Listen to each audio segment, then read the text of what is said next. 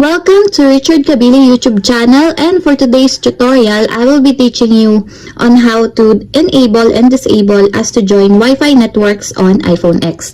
But first, kindly subscribe to this channel and don't forget to hit the subscribe button and the bell to notify you for the new updates.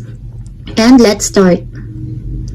Using your iPhone X from your home screen, first, go to Settings.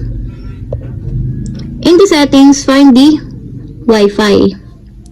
Then in the Wi-Fi, first, you need to turn on the Wi-Fi by pressing the switch button to enable the other options.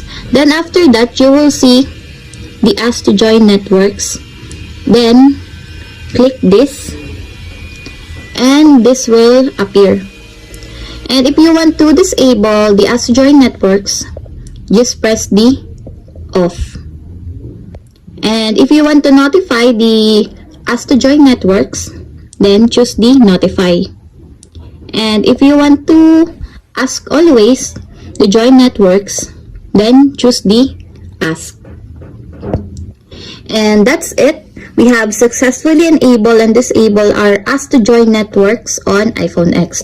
If you have a question, kindly comment down below and don't forget to hit the subscribe button and the bell to notify you for the new updates. And thank you for watching.